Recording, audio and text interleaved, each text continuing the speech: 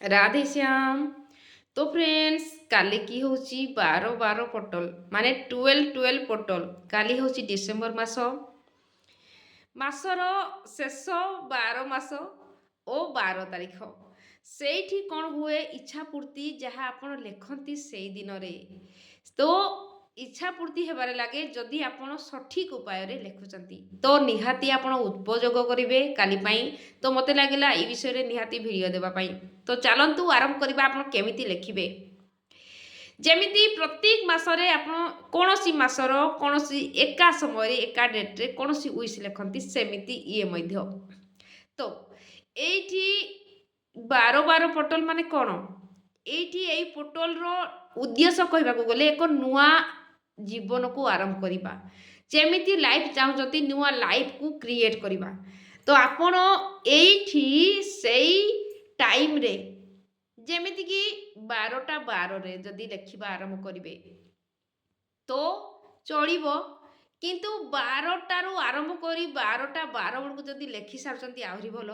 ସେମିତି ଲେଖିବେ ଯେ 12ଟାରେ ଲେଖିବା ଆରମ୍ଭ କରିଲେ ବି ଚଳିବ, 12ଟା 12:30 ପର୍ଯ୍ୟନ୍ତ ଲେଖିଲେ ବି ଚଳିବ ଓ 12ଟା 12ରେ ଯଦି ଚାହୁଁଛନ୍ତି ଲେଖିବା ପାଇଁ ମଧ୍ୟ ଚଳିବ। ସେମିତି କିଛି ନୁହେଁ, ଊର୍ଜା ଏକା ପ୍ରକାର ରହିବ। ଓକେ।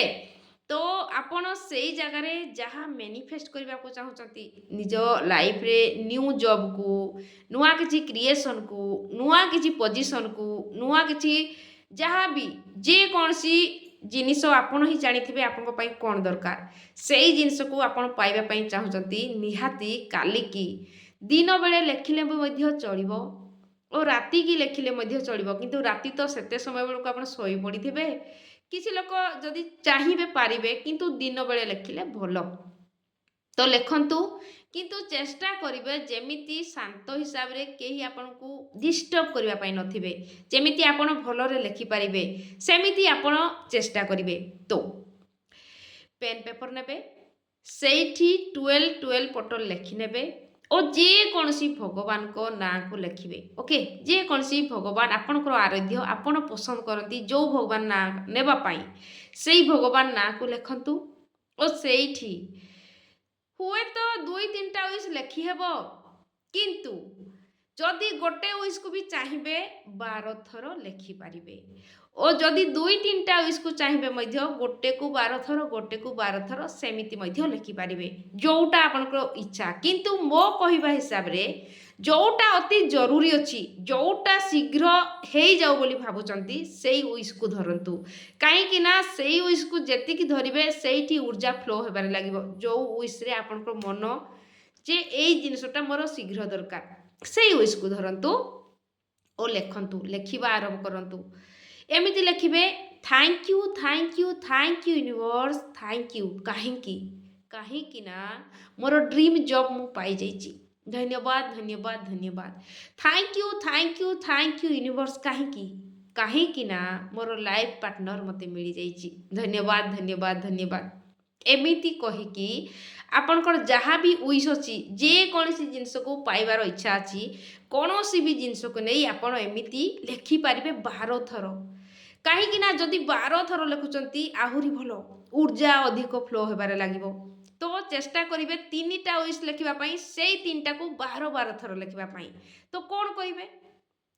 ସେଇଠି ଏକାଠି ଲେଖିବେ ନାହିଁ, ଗୋଟେ ପେପରରେ ଗୋଟେ ୱିଶ୍, ଗୋଟେ ପେପରରେ ଗୋଟେ ୱିଶ୍। 3ଟା ୱିଶ୍ ଆପଣ ଲେଖି ସାରିଛନ୍ତି। ତ ଲେଖି ସାରିବା ପର ଅବସ୍ଥା ମୁଁ କହୁଛି, ଲେଖି ସାରିବା ପରେ ଆପଣ 2 ହାତକୁ ରବ୍ କରିବେ, ଟିକେ ଡିପ୍ ବ୍ରିଦିଂ ନେବେ। ତ 2 ହାତକୁ ରବ୍ କରିବେ, ଗୋଟେ ପେପରକୁ ଫ୍ଲୋ ମାନେ ଭାଙ୍ଗିଦେବେ। ତ 2 ହାତରେ ଏମିତି ଧରିବେ। ଓକେ, ଧରିକି କିଛି ସମୟ ଭିଜୁଆଲାଇଜ୍ କରିବେ, କଳ୍ପନା କରିବେ ଯେ ସେଇ ଜିନିଷଟି ପାଇଗଲା ପରେ ଲାଷ୍ଟ ମୋମେଣ୍ଟ କେମିତି ରହିବ, ସେଇ ଜିନିଷଟି ପାଇଗଲା ପରେ ଫିଲିଙ୍ଗସ୍ କେମିତି ରହିବ, ସେଇ ଜିନିଷକୁ ଆପଣଙ୍କୁ କଳ୍ପନା କରିବାକୁ ପଡ଼ିବ। ଯେ ଏବେ ଡ୍ରିମ୍ ଜବ୍ ଚାହୁଁଛନ୍ତି, ଡ୍ରିମ୍ ଜବ୍ ପାଇଯାଇଛନ୍ତି, ତ ଫିଲିଙ୍ଗସ୍ କେମିତି ରହିବ? ଧରିଛନ୍ତି, ଥ୍ୟାଙ୍କ ୟୁ ଗ୍ରାଟିଟ୍ୟୁଡ଼ରେ ଅଛନ୍ତି, ତ ସେଇଠି କହୁଛନ୍ତି ଥ୍ୟାଙ୍କ ୟୁ। ଏମିତି କହିକି ଫିଲ୍ କରୁଛନ୍ତି ଆପଣ ସେଇଠି ଜବ୍ ପାଇକି ଅଛନ୍ତି, ଯେ ଘର ଲୋକ ଖୁସି ହେଉଛନ୍ତି, ଅଫିସରେ ଯାଇକି ବସିଛନ୍ତି, ସେଇଠି ଅଫିସ୍ କାମ ଭଲରେ କରୁଛନ୍ତି, ସବୁକିଛି ଯାହା କରୁଛନ୍ତି ପାଇସାରିଲା ପରେ ସେଇ ଜିନିଷକୁ ଆପଣ ଭିଜୁଆଲାଇଜ୍ କରିବେ। ଓକେ, तो गोटे यूज कला सरीगला थैंक यू देकी गोटे यूज को रखिले। तो आउ गोटे पेपर को पुणी उठेबे पुणी विजुअलाइज करेंगे लास्ट कौन हम से जिनसटी केमिति थिबो से सिचुएशन केमिति थिबो केमिति आपण कल्पना करुथिबे केमिति सेतेबेले अनुभव थिबो सेई अनुभव को एबेठु फील करिबा जेमिति हेई जाइछि।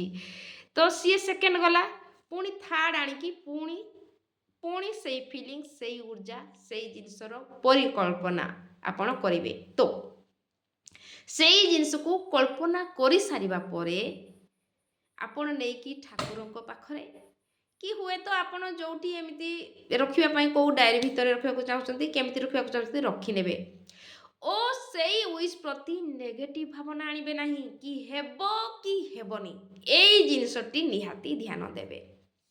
लेखिचंती माने भाबिबे हेबो माने हेबो एई विश मोर पूरा हेई जाईची जेते बेले मनरे नेगेटिव भाव आसीबो आपण भाबी मोर हेई जाईची ए विश संपूर्ण पूरा हेई जाईची थैंक यू पुणी सेई जिनस को किछि समय कल्पना करे नै जिवे जे थैंक यू ए जिनस मोर हेई जाईची थैंक यू जेति कि आपण एही ऊर्जा रे रहिबे सेई जिनस को फील करिकि एन्जॉय करिवे अति शीघ्र सेई जिनसटी मैनिफेस्ट हो जाए सेई इच्छाटी आपण को पाख को आकर्षण हो जाए।